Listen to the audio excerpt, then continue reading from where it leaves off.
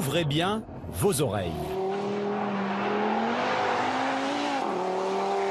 Vous entendez ce bruit, ce son, cette mélodie si particulière du 5 cylindres? Eh bien, messieurs, dames, c'est le chant de la résistance, la symphonie de la rébellion. Eh bien oui, qui l'eût cru? Audi, le roi du premium, bien sous tout rapport, se rebelle et va à l'encontre du très à la mode downsizing, procédé qui réduit la cylindrée des moteurs. La Focus RS, par exemple, a abandonné son 5 cylindres pour un 4 cylindres, tout comme le Porsche Cayman qui a dit adieu à son flat 6. C'est écolo, oui, mais ça enlève quand même du charme à la voiture. Audi, de son côté, tient bon, car le 5 cylindres, c'est dans son ADN. Souvenez-vous des légendaires Quattro.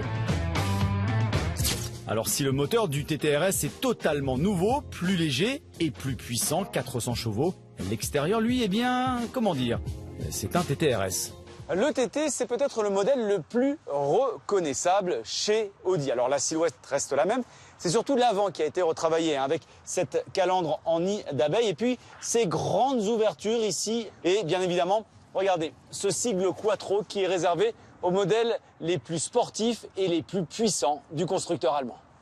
Faut-il encore vous parler de la perfection des intérieurs Audi? Oui?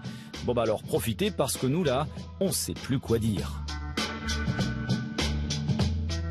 Allez, place maintenant au circuit sur la piste de Jarama, en Espagne. Alors concrètement, comment ça marche un TTRS? On va prendre notre petite caméra ici pour tout vous expliquer. D'abord, évidemment, on démarre la voiture. Ça se passe sur le volant. Ça, c'est nouveau, hein, comme dans une Audi R8, c'est exactement pareil. On va choisir le mode de conduite ici, auto et dynamique, parce qu'on est sur un circuit. On va également ouvrir les échappements en mode sport. Voilà. On va enlever un petit peu d'électronique, ce que le TTRS nous autorise à faire. On va mettre le levier de vitesse tout en bas. Le pied gauche sur le frein, le pied droit sur l'accélérateur. Et on va se faire un petit launch control, 3500 tours. Et c'est parti. Allez, coup de pied au cul.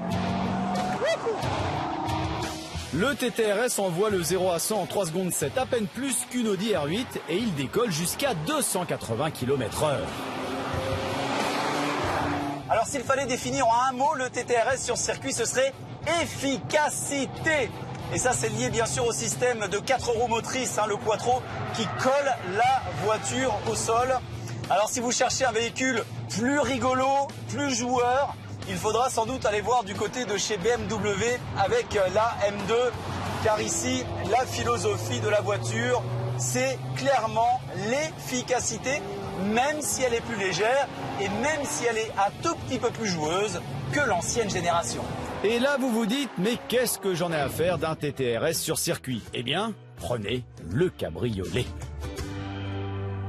Alors, c'est vrai, on perd les 2 places à l'arrière, mais est-ce que vous avez déjà essayé de mettre 2 personnes à l'arrière d'un TT? Eh ouais, c'est pas la peine. À peine plus lourd que le coupé, le cabriolet se décoiffe en 10 secondes et ce jusqu'à 50 km/h. Les performances sont sensiblement les mêmes.